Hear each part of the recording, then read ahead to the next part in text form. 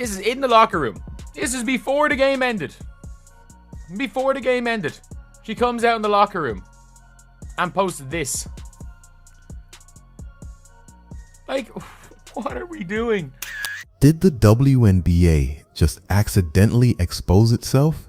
Because after reading the league's official referee report from the Fever vs. Sun game, it sure sounds like someone hit confess instead of cover up. Caitlin Clark got clawed in the face, body checked to the floor, and somehow ended up with a technical foul. But the real kicker? The refs' explanations don't just sound ridiculous, they sound like they're pulling pages from a How to Gaslight a Nation handbook. In a desperate attempt to justify their calls, they literally describe actions that meet the definition of flagrant fouls, while insisting those same actions weren't that serious. It's the kind of logic that makes you do a double take and then throw your phone. Fans already felt like something shady was going on, but this report, it's not a defense, it's a written confession. And once we break it down, you'll see why people are calling it the most embarrassing thing the WNBA has ever published. Let's start with the moment that set this whole thing off. J.C. Sheldon clawing Caitlin Clark straight across the face. According to the referees, the foul was unnecessary, involved a wind-up, and made contact with the face that carried a potential for injury. Now pause. Read that back. Those are the exact ingredients for a flagrant 2, unnecessary contact, excessive force, and danger of injury. Yet somehow, the refs downgraded it to a flagrant 1. It's like describing a house fire, then saying, it's just a warm candle. Fans aren't even mad in the traditional sense anymore. They're stunned. The refs spelled out a flagrant 2, then acted like we wouldn't notice. And remember, this wasn't some incidental bump during a rebound. Clark was just dribbling up the court, and Sheldon swiped her in the face like it was Mortal Kombat. It had nothing to do with basketball, everything to do with frustration. And the officials, faced with a clear choice, blinked, then pretended the rulebook had coffee spilled on that page. Now let's talk about the hit that had every fan yelling at their screen. Marina Mabray's blindside body check on Caitlin Clark. Dead ball, no play happening. Just Mabray sprinting across the court like she heard a starting pistol, slamming Clark to the hardwood with no basketball motive in sight. And the referees, they actually said it didn't rise to the level of an ejection. Hold on. So an off-ball hit during a stoppage with clear intent to intimidate or injure doesn't even meet the minimum for a flagrant? That's not a missed call. That's a willful choice. You don't need a rule book for this one. Just common sense. There was no screen, no loose ball, no defensive rotation, just a player deciding to take out the league's biggest star. It wasn't physical basketball, it was a cheap shot, plain and simple, and the league's response? Shrug emoji. The fact that Caitlin was getting hunted on national TV and the refs acted like they were officiating a charity game tells you everything you need to know about how deep this bias really runs. You'd think after getting scratched in the eye and trucked to the floor, Caitlin Clark might be due a little sympathy, maybe even a free throw or two. But nope, the officials gave her a technical foul, not for fighting, not for mouthing off, just for holding her face and reacting like someone who just got jumped on the job. Let that sink in. Clark gets assaulted mid-game and the league punishes her for not being chill enough about it? This is where things start sounding like satire. The official report said she acted in an unsportsmanlike manner. So now the standard is, if you get hit and don't pretend it felt like a hug, you're the problem.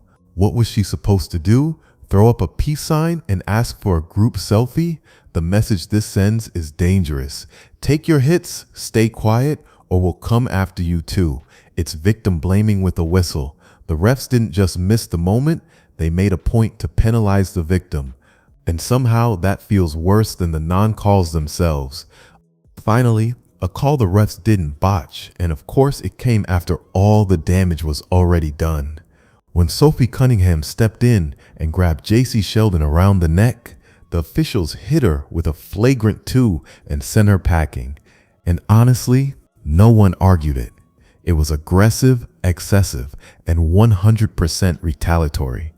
But here's the kicker. The only reason it stood out as a proper call is because everything else had been handled so poorly. Sophie wasn't trying to play basketball in that moment. She was sending a message.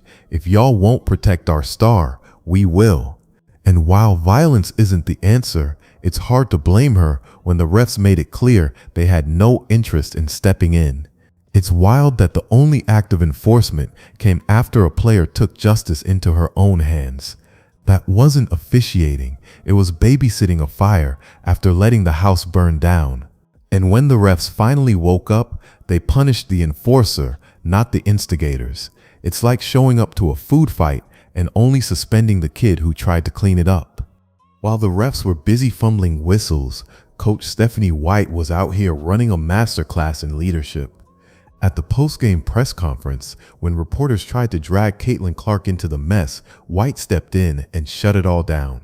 She knew the political minefield Clark would be walking into if she said the wrong thing, so White took the heat herself with the calm of a woman who's already drafted the email in her head.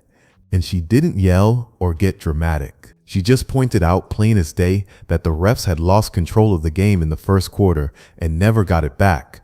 Her tone? Professional. Her words? Devastating. She praised the players for evolving, getting faster, stronger, better, then dropped the mic. The officials haven't kept up. That's what you call diplomatic destruction. She didn't slam the WNBA, didn't attack the other team. She isolated the problem like a surgeon, and it was wearing stripes. In a league craving credibility, White proved exactly who should be running the conversation.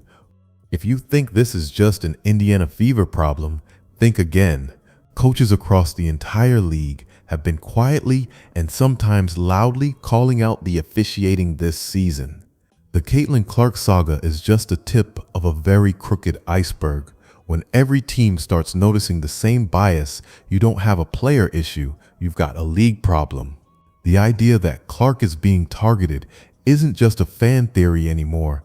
It's playing out in real time, week after week. And when the refs aren't held accountable, the message becomes crystal clear. You can rough her up, just don't make it too obvious. Meanwhile, anyone who dares defend her, they're getting slapped with technicals and ejections like they broke curfew. That double standard is now baked into the game. And let's not ignore the global angle. Fans overseas are watching too. What they're seeing isn't just bad calls. It's a league letting its biggest star get bullied while pretending everything's under control. Spoiler alert, it's not. And the longer they wait to fix it, the uglier it gets. So let's call this what it really is, a disaster entirely of the WNBA's own making. This referee report wasn't damage control, it was damage confirmation. The league had a chance to fix the narrative, to say, we see the mistakes and here's how we're making it right. Instead, they doubled down, and now they've written the blueprint for how to target Caitlin Clark without consequences. She gets scratched, slammed, mocked, and if she reacts, she's the one who gets punished. That's not just bad officiating, that's institutional dysfunction. And while the refs get to walk off scot-free, Clark's left adjusting her game, her safety, and maybe even her career, because the people in charge of protecting her clearly aren't up to the job. Fans aren't outraged for nothing. They're watching a generational star get treated like a problem instead of a priority. And if the league doesn't clean this up fast, it's not just Clark who suffers, it's the whole future of women's basketball. So yeah, if you think this whole thing smells like a setup, you're not alone. Smash that like button if you're done with the double standards, drop your thoughts in the comments, and hit subscribe so you don't miss the next chapter in this wild WNBA drama, because if this report proved anything, it's that the circus isn't over.